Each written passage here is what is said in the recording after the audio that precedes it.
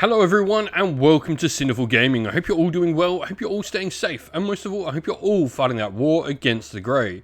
So, last night after I went to bed, we had the new War Scrolls drop for the 4 latest Warcry warbands.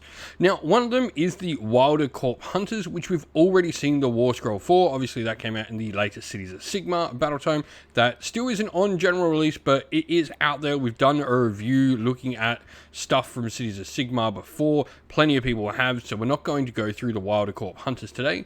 However, we do have the 3 other boxes, or the 3 other Warcry warbands to take a look at, and that is the Flamekin Berserkers, the Kruleboyz Beast Killers, and the Ogor Mawtribes. So one for Ogres, one for Kruleboyz, and one for Fyreslayers there.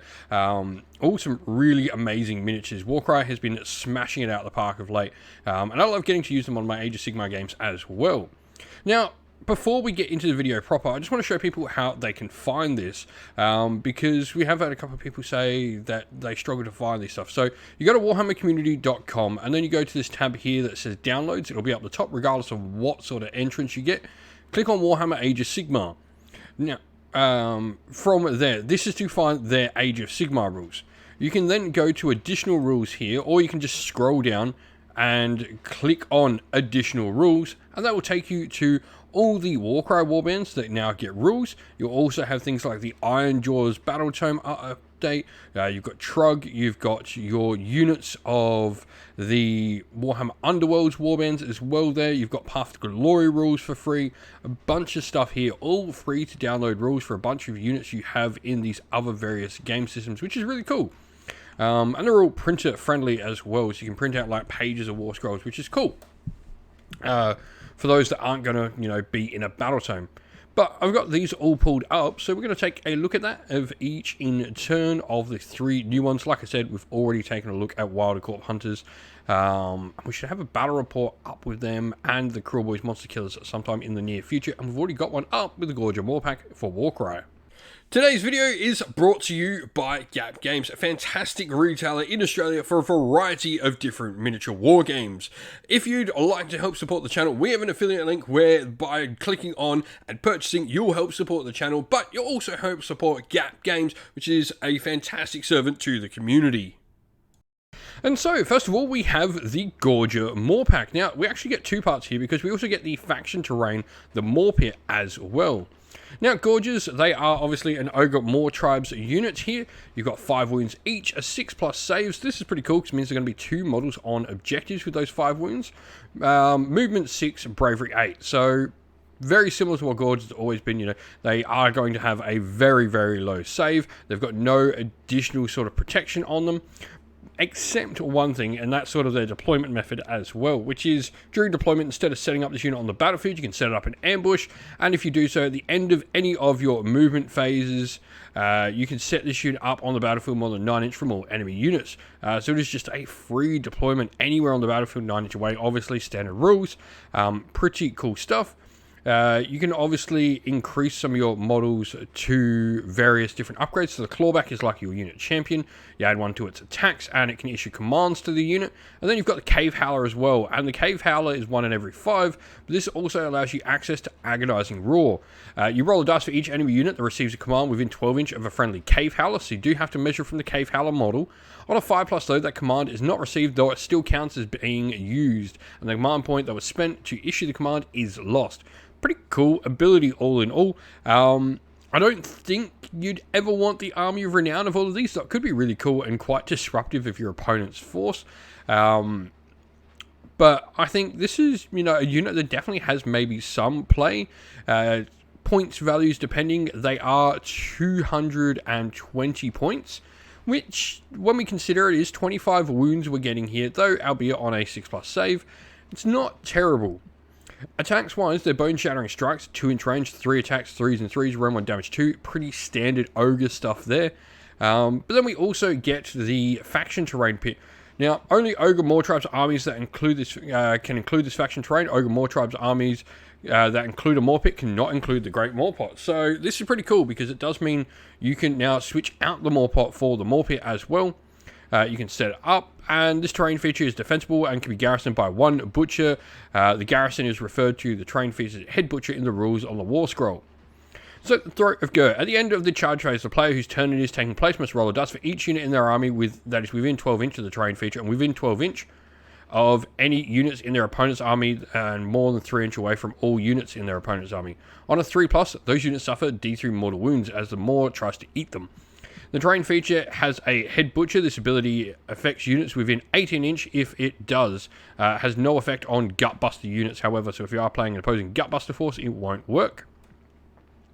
The head butcher obviously can garrison it, and in your hero phase you can say the offering will be made to the Maw pit. You pick an enemy unit within 18 inch and roll a d6. If the roll is more than twice that enemy unit's wounds characteristic, one model in that unit is slain.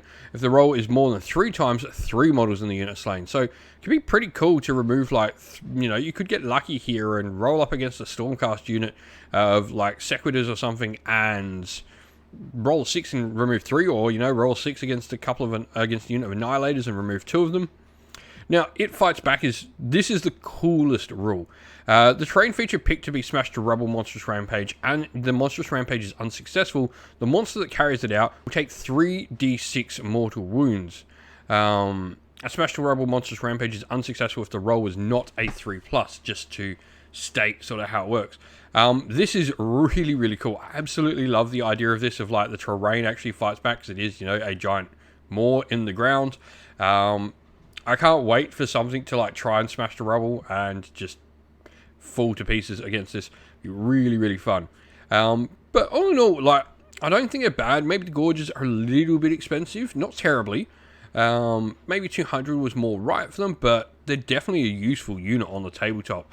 Ambushing Hunters, Agonizing Roar is really fun as well, some disruption, and they do a decent amount of damage. The Maw pit, I think, is really fun. I think this is going to have more effect over the army than, say, the once per game than re-heal with the Maw pit. I think this is probably the better terrain feature for the Ogres. Moving on, we then have the Vulcan Flame Seekers for the Fyreslayers. 2 wounds each, 5+ save, bravery 8, movement 4, standard Fyreslayer stuff.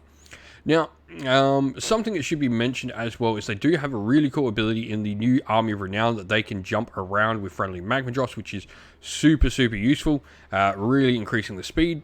Now, looking at weapon-wise, you've got Fire Steel throwing axes like all Fyreslayers. You've got your Fire Steel weapons, 3 attacks, 3s and 3s, no rend, damage 1, and Ember Teeth for your little magma drop.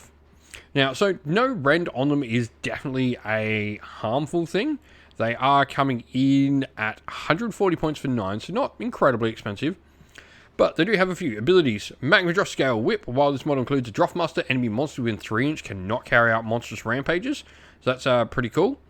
And Kindle Droth. At the end of the combat phase, you pick an enemy unit within 1 inch, roll 2 dice for each 4+. The enemy unit suffers a mortal wound from your little baby Magma Droth. Interesting, without being overly great. I'll be interested to see like how these guys go. I do like the stopping monstrous rampages, but the problem is like this unit, they need something else to support it, because they're not necessarily going to be the ones doing any damage back to that monster with no rend. But yes, they do pack out a decent amount of attacks. 3 attacks per model is nice. Yeah, I don't see them packing out, taking out many monsters that are halfway decent.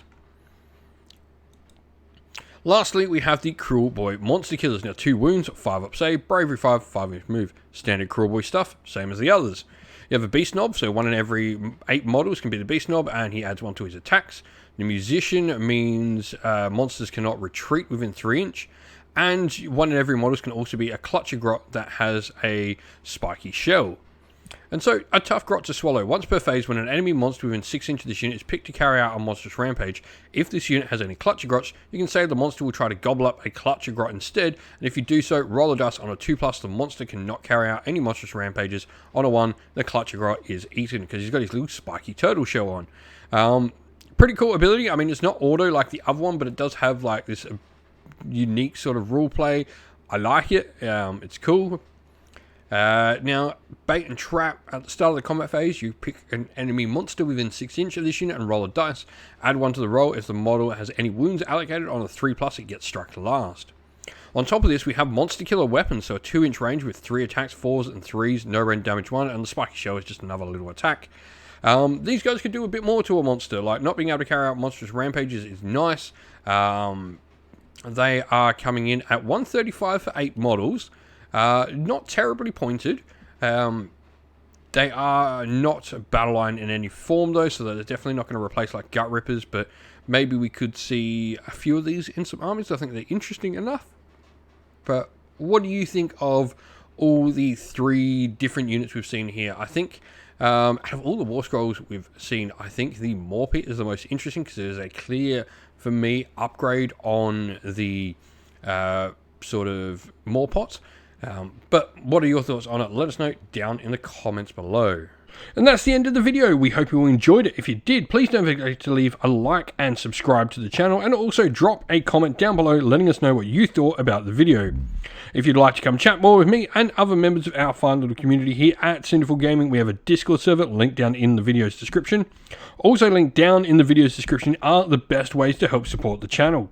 You can use one of our affiliate links to Gap Games or Element Games if you're in Australia or the United Kingdom, or you can subscribe to our YouTube members or Patreon, or grab some merch from our merch stores on Teespring or Ko-fi. All the best ways to help support the channel.